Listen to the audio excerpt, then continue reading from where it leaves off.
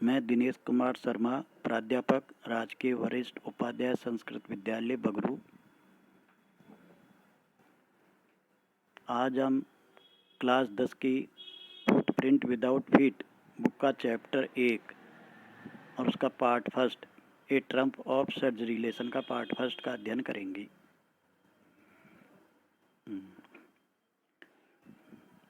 इस चैप्टर में एक ट्रिकी नाम का कुत्ता है। उसकी मालकिन उसको ज़्यादा खिलाती पिलाती है, इसलिए वो बीमार हो जाता है। फिर वो डॉक्टर से सलाह लेती है। डॉक्टर कैसे उसको ठीक करता है इस बारे में बताया गया है।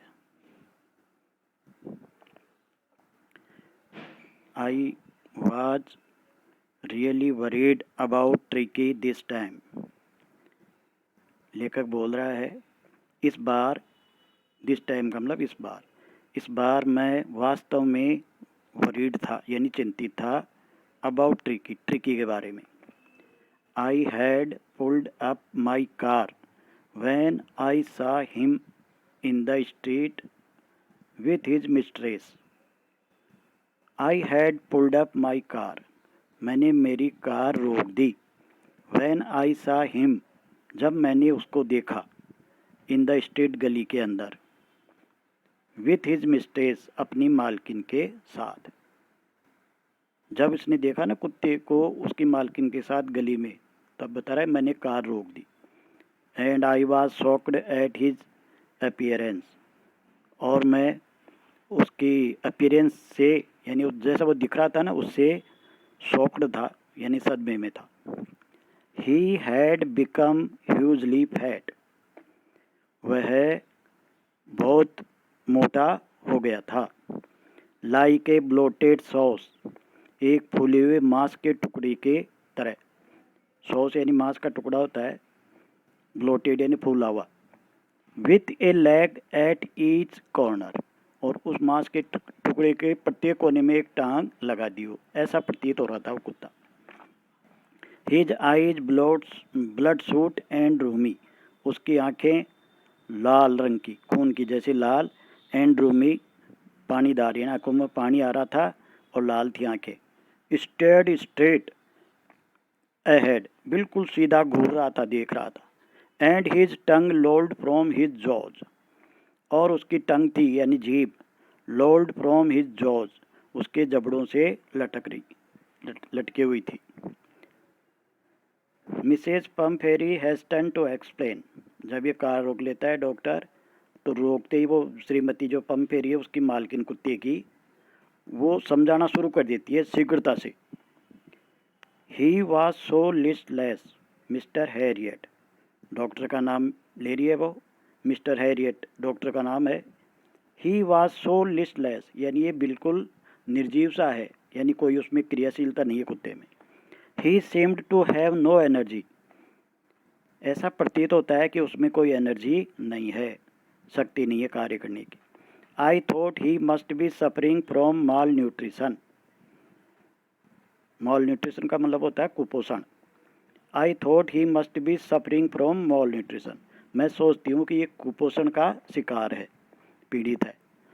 So I have been giving him some little extras, इसलिए मैं कुछ अतिरिक्त दे रही हूँ, यानी खाने के लिए दे रही है वो अतिरिक्त। विटामिन मील्स, भोजन के मध्य में। टू बिल्ड हिम अप, उसकी ताकत बढ़ाने के लिए। क्या दे रही है वो आगे है, some malt and cod liver oil, कि कुछ जो देती हूँ, और मछली का तेल, कोड लीवर ऑयल का मतलब मछली का तेल होता है। And a bowl of Horlicks, और एक कटोरा हॉर्लिक्स का देती हूँ एट नाइट, रात में। टू मेक हिम स्लीप, जिससे वो सो जाए। नथिंग मच रियली, और ज़्यादा वास्तव में और कुछ नहीं दे रही हूँ। And did you cut down on the sweet things as I told you, अब ये बात डॉक्टर बोल रहा है, पूछ रहा उससे। Did you cut down on the sweet things as I told you, जैसा कि मैंने आपसे कहा था, क्या आपने उसकी मिठाइयों में कमी की। कट डाउन का मतलब कमी करना। Oh I did for a bit, Mrs Pumphrey बोल रही है कि अरे हाँ मैंने ऐसा किया था थोड़ा बहुत, यानी मिठाइयों में कटौती की थी। But he seemed to be so weak, लेकिन वो बहुत ही कमज़ोर प्रतीत हुआ। आई हैड टू रिलेंट, तो मुझे वो बंद करना पड़ा, यानी कटौती बंद करनी पड़ी।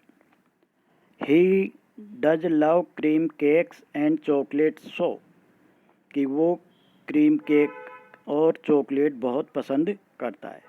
आई can't bear to refuse him, मैं उसे मना नहीं कर सकती।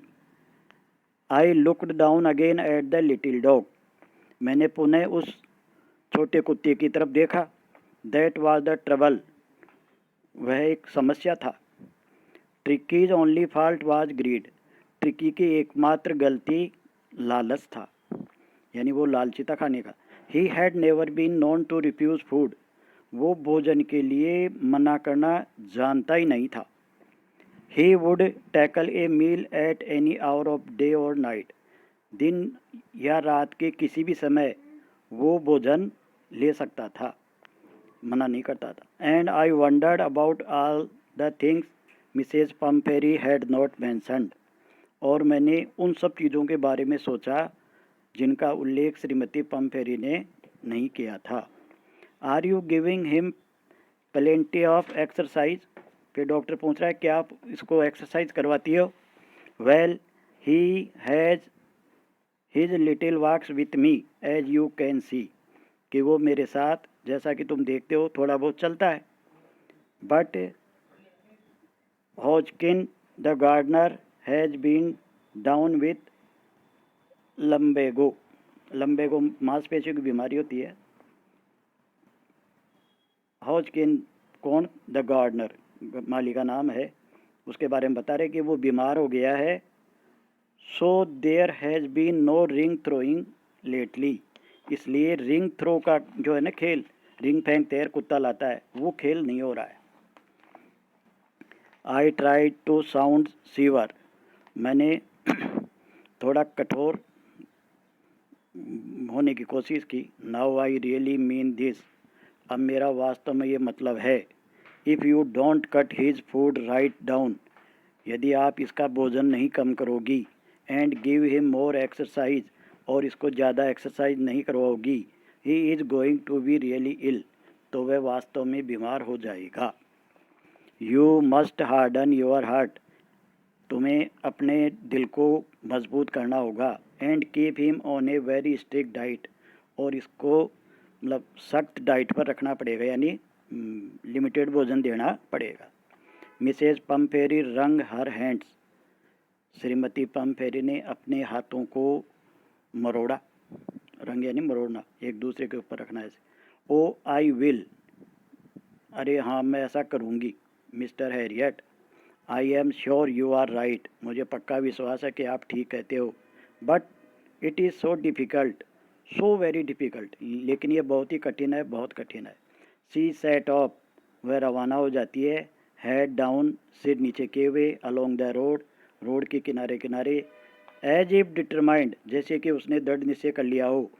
To put the new regime into practice immediately, कि जो ये नई व्यवस्था है ना, रिजीम व्यवस्था, और पुट इनटू का मतलब लागू करना, कि ये नई व्यवस्था को तुरंत लागू कर देगी, ऐसा दृढ़ निश्चय करके वो वहाँ से रवाना हो गई। I watched there progress with growing concern, मैंने उनको जाते हुए बढ़ती हुई चिंता के साथ देखा। ट्रिकी वाज टोटरिंग, ट्रिकी लड़खड़ा कर चल रहा था, टोटरिंग का मतलब लड़खड़ा कर चलना।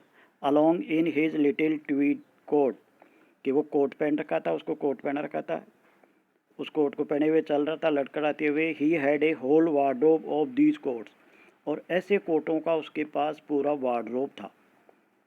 फॉर द कोल्ड वेदर, किसके लिए, सर्दी के मौसम के लिए। And a raincoat for the wet days, और बरसात के दिनों के लिए एक रेनकोट भी था। He struggled on drooping in his harness, और वह संघर्ष करते हुए चल रहा था अपने उन कपड़ों के बोझ के तले दबा हुआ। ड्रूपिंग को मतलब बोझ से दबना। I thought it would not be long before I heard from Mrs Pumphrey, मैंने सोचा कि श्रीमती पम्पेरी से शीघ्र ही फ़ोन आ जाएगा। The expected call came with in a few days, और जिस कॉल की अपेक्षा थी वो कुछ ही दिनों में आ गया। Mrs Pumphrey was distraught. श्रीमती पम्फेरी चिंतित थी। Tricki would eat nothing. Tricki कुछ भी नहीं खाता था। Refuse even his favourite dishes. और उसकी जो मनपसंद डिशेज थी ना उनको भी मना कर देता था। पहले बताया था वो केक ये। एंड बिसाइड और इसके अलावा he had bouts of vomiting. उसको उल्टियाँ भी हो रही थी।